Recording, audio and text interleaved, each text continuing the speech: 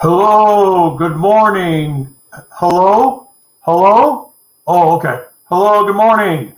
Welcome. I'm thankful to be using CSL Palm Desert's broadcast system and online programming they have every day at 10 o'clock to connect with you at the last minute before I get super busy in a few days. So thanks for listening in and tuning in and logging in and being on the line and everything else that people do with this new technology.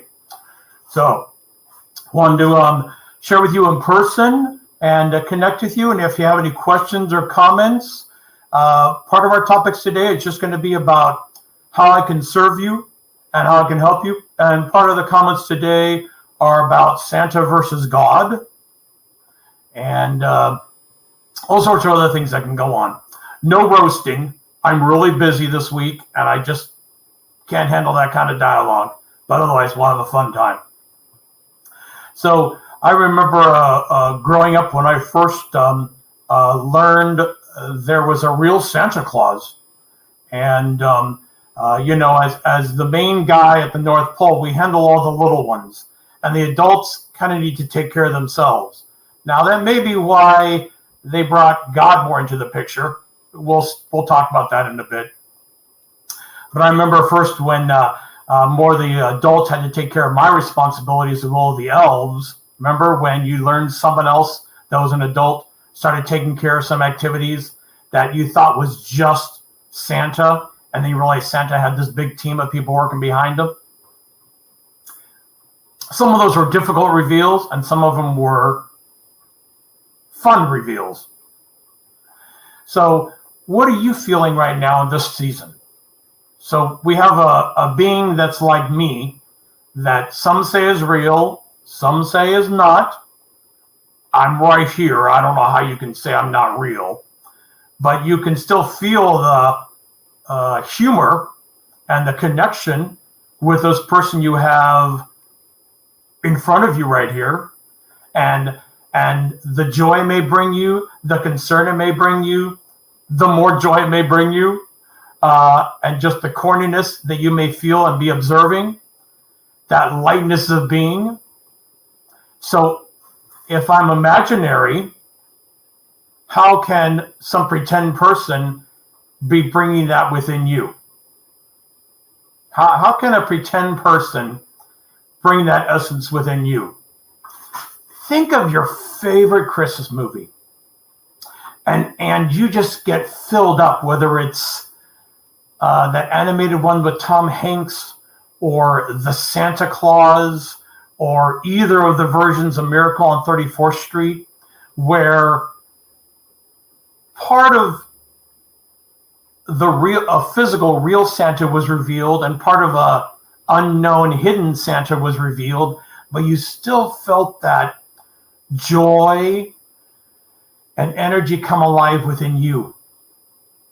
So it's something outside of you that we've allowed to observe and think about and feel about to bring that joy within us. Hey, Steve, thanks for joining us. So all of us can do that all the time, and how come we don't? Years ago, I was in a elf management meeting.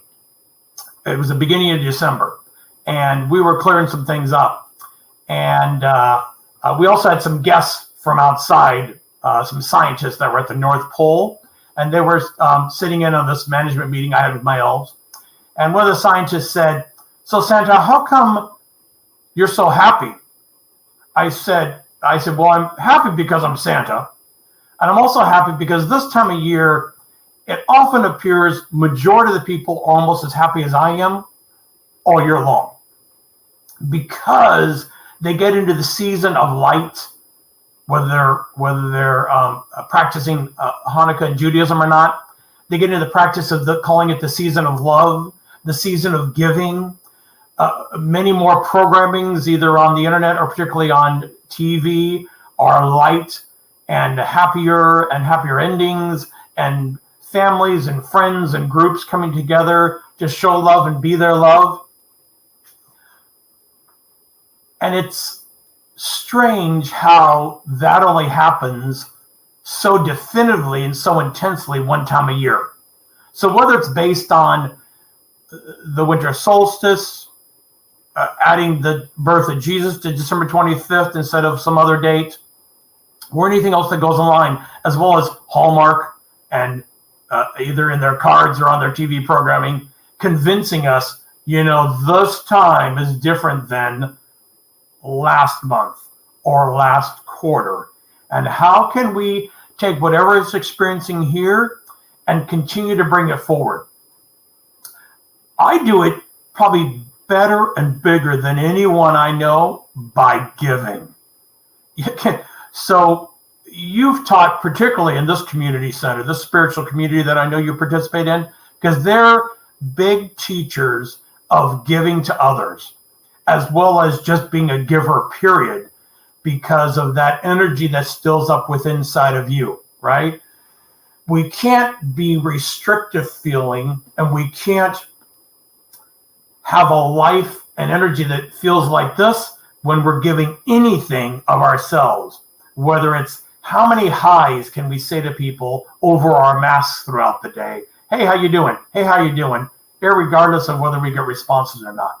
Or finding that neighbor that needs a little help with their yard or something along those lines. Or just helping any kind of charity in your neighborhood that you think could use some support. Or just calling up an old friend and saying, hey, I was thinking about you, miss seeing you, take care. That kind of giving and putting out there, we get what it does in life. So I get to do it in the tens of millions for children around the world. And I'm high for like at least a couple of months. And then I have other things that make me high because I start planning the next December. So that's really awesome. But in the meantime, I'm also really clear of how life works, right? When you give like that, I know you've heard this a lot. I remember I was having a struggle with my time. I couldn't get all the deals together. We had to replace a couple of reindeer. Don't say anything about that, because some were getting old, but we wanted to keep the names. And the elves needed to be rotated because they were getting overworked. And there was just a lot on my plate.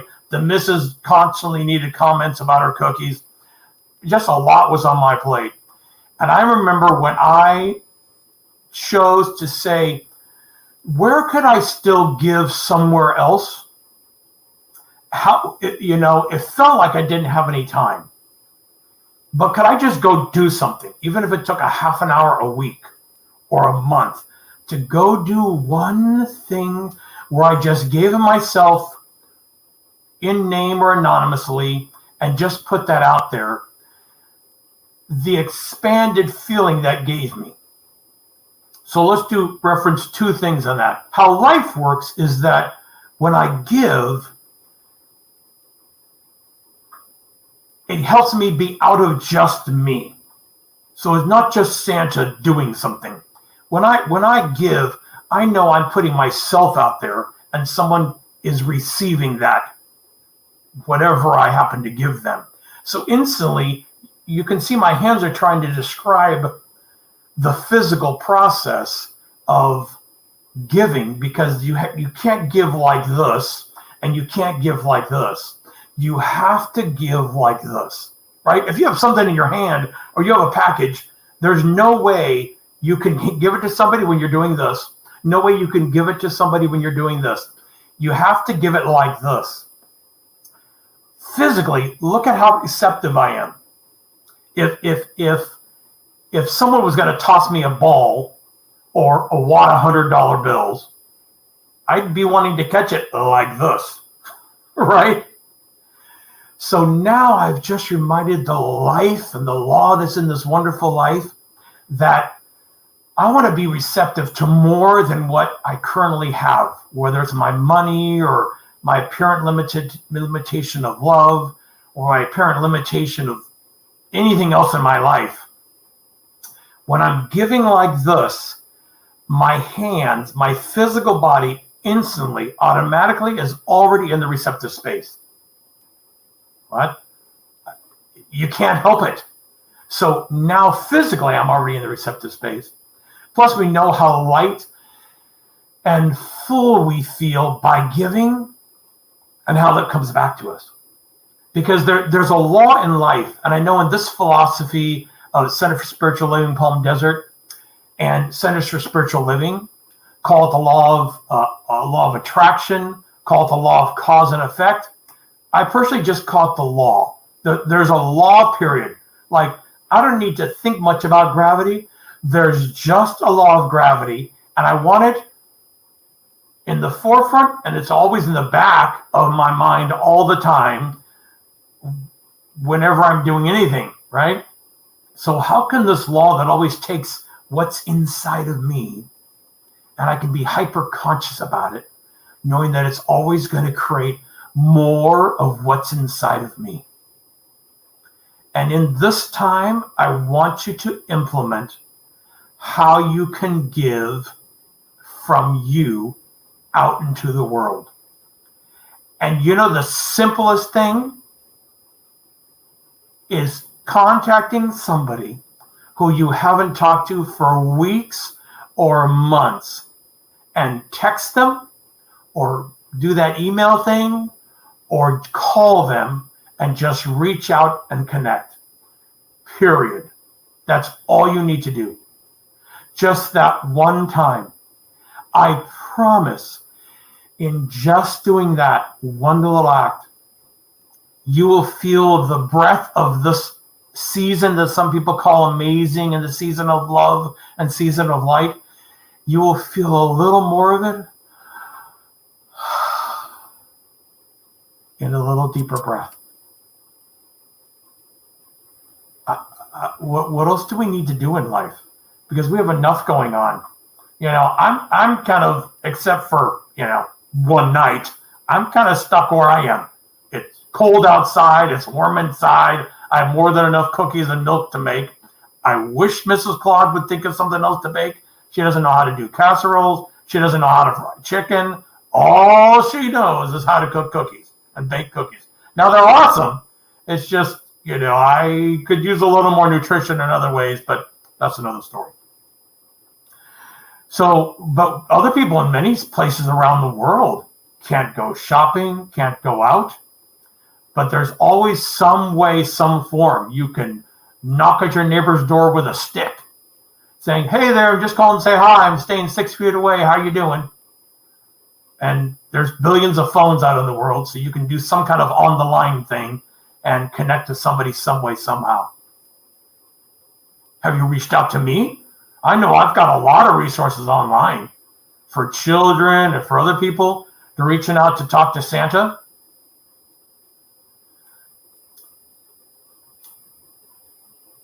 A lot of comparisons sometimes are a lot, have been done with comparing Santa and Santa God, right?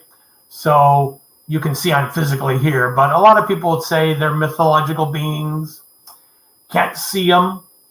We have some similarities, which is kind of funny, where if you're good, you get something, and if you're bad, you're slightly punished. Now, my program of punishment is just temporary. It's like an annual contract. You're not too good, you get cold for 1 year, we work it out the next year, and you get your money. Some other entities, sometimes it's a longer process of you being punished. I hope you laughed at that, because I think that was hilarious. But I love that I can still have my humor and be relevant in anybody's life, regardless of what their beliefs are or what their history have been. Because when you look at something like this or something like this, you can't help but kind of smile or giggle, right? And that's still that season of light and love that's uplifting just a bit more, just a bit more.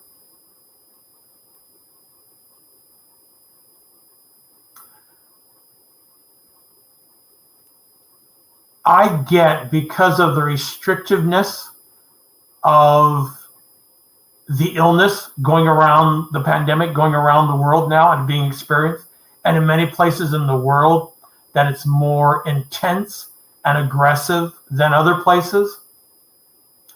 So it doesn't hinder me from reaching people and kids, but I can get that it can hinder people that are out there in the world from connecting and being with each other. I was listening to, I was overhearing, because I do that, to listen how people are doing out there in the world. I was overhearing somebody's meeting about when this is over, or when the pandemic is gone, or when everybody gets the vaccine, and how it'll be then. So I want us to really be careful of that, because when we're talking about when something happens, something will be better, it's the same as if we had a job we didn't like a year ago, but when we make more money and have a better job, life will be better. Or when I find that partner I'm supposed to be with, life will be better. I really do get that the physicality of a pandemic is embracing and encompassing every person, almost every, on the planet, billions of people. But I encourage us not to get caught up in that when things change, my life will be better. Because right now, in this moment, you're just listening to me. Some crazy looking guy, old guy who's been around forever, shaking his head and his hair goes crazy, trying to give me some support and humor and encouragement. In this moment, you can look at that face and giggle and say, oh my gosh, what in the world is going on here? What am I doing? Just that little bit. And when you're done watching this crazy video, you can do one more thing that puts you in a space of being present to the moment. You know, a lot of people on the planet do meditation. And here's how you do meditation wrong. You don't do it. That's the only way to do meditation wrong, is to not do it. I don't care what it looks like. I don't care if you have music or not music. But the key thing of just taking a breath, closing your eyes, and sitting or laying, and continue to do nothing but focus and take deep, slow breaths. So how did I go from the topic of trying to be present to meditation? Because in my opinion, the quickest moment in the midst of any chaos is to stop and take a deep, slow breath and relax in that space and just be there. Because in that space, you might hear me talking to you. You might hear the infinite presence of life, whatever that is for you, talk to you intuitively or subtly, where all of a sudden you gain an insight or additional feeling of clarity. But it's still bringing you to here as opposed to there. Because there is there, but you're right here. I've listened to many faith traditions, and particularly Centers for Spiritual Living. And there's a constant reference to the catchy phrase, being in the moment, blah, blah, blah. But I really want us to get the value of that.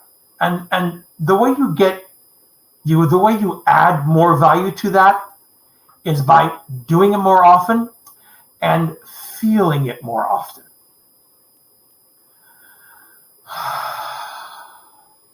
I'm going to encourage you right now, wherever you are, unless you're driving, to close your eyes and take 3 deep, slow breaths. 1, 2,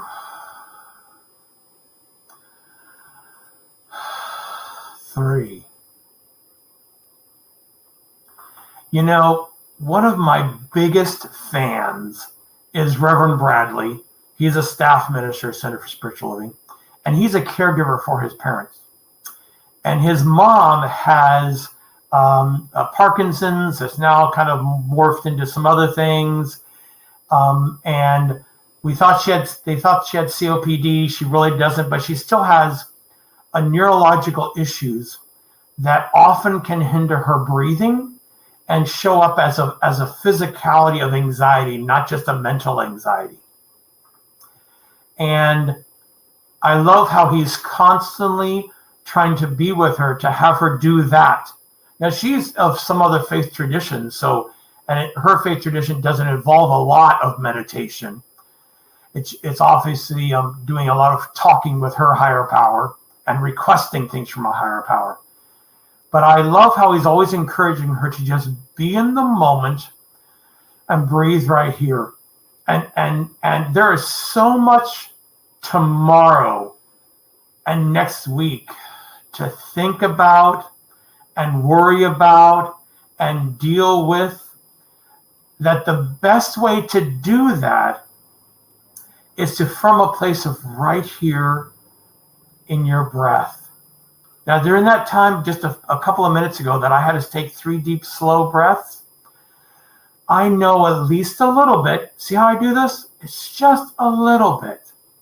We felt just a little. And if we can do more of it, we can feel more of that. See, I've been around for centuries and learned so much, and it's still just the basics. We keep wanting one more insight, and you may in your stocking get one new self-help spiritual gurus, online program where someone's gifted you the login information and you get to learn from that. And there are many things out there that can instill with you a greater sense of purpose and expandedness and insights and wisdom. And the basics are always freely available. And I could be talking about, I heard Dr. Joe from this community is doing like a basics course on Mondays. That's free. But still the basics of breathing, meditating, closing your eyes, seeing where you can give. If you just did that between now and the end of the year, your January would be looking and it being showing up so much brighter than you could have possibly imagined. If you're having difficulty with that, I know there's people in this community where you can connect with and just breathe with, or just reach out to one of those friends I encourage you to talk to. And here's the deal. You say, can we just chat for a minute? Or really, can you just listen to me for 10 minutes? I just want to share. And then can we sit in the silence for a minute? You may feel uncomfortable asking your friend that. But if someone asked that of you, how would you feel? Would you feel put off? Would you feel hindered? Would you feel put upon? If someone you cared about said, I just need to talk to you for 10 minutes. Could you just do that? And we could just sit in the silence for a couple of minutes after that. Could you do that with me? Doesn't that sound like a sweet thing to gift somebody? So there's another gift you can give someone else. Even though it appears it would be only a gift for you. I want us to get out of this time when I show up for one night and you see my face all over the place, whether it's at the end of the aisle in Target or somewhere else, that the season of light and the season of giving and the season of love can be all the time. And it's up to you and to me. Because in this moment, if I create my life, and we've talked about this law of life that takes whatever is in me and makes it show up in my life, it says, whatever's inside you, Santa, I'm going to make it show up. Then how can I have more of inside of me? Because what's going to show up? A life that looks like and I know you've heard a lot of teachers at this community say that over and over and over and over again. It's not complicated. Dealing presents to tens of millions of kids at night and one night, that's complicated. Managing thousands of elves in a little place in the freezing North Pole, that's complicated. That's complicated. Taking a breath, seeing where we can give. Taking a breath, seeing where we can give. Taking a breath, seeing where we can give. I think I'm going to stencil this on my sleigh, the peace sign. Taking a breath, seeing where we can give. Taking a breath, seeing where we can give.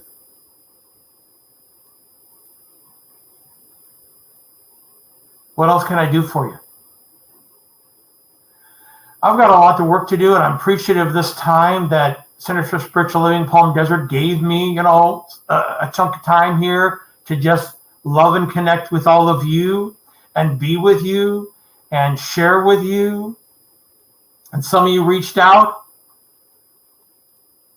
And the essence that's me is always present because it's in other people. I know you have at least one time in your life experienced the essence that is Santa, me, has shown up in one activity in one other person in your life. And either in your breath, in your quiet time, or physically, maybe you can connect with that person and just say, hey, how you doing? I was thinking of you.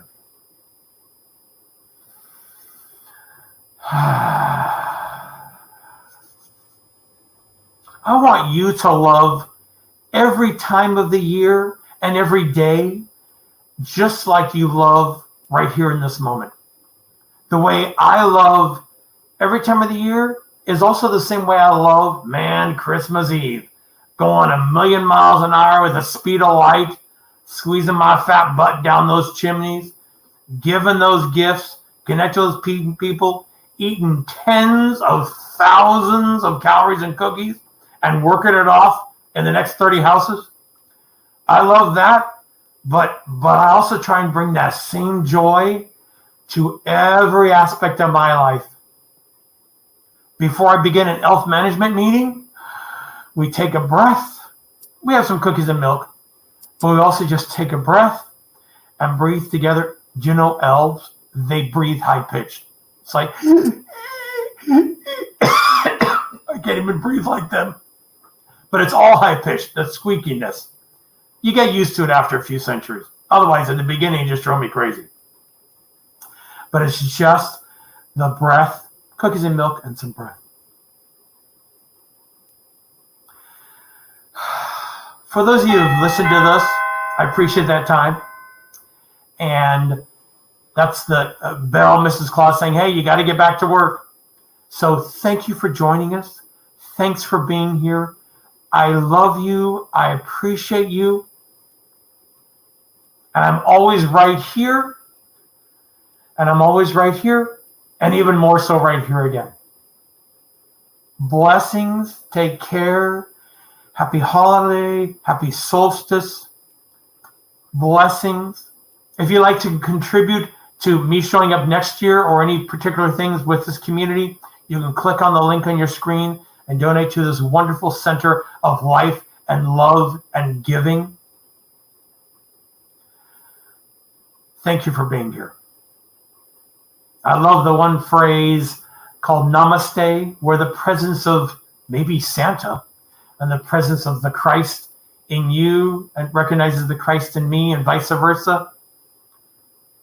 Namaste, blessings, and goodbye.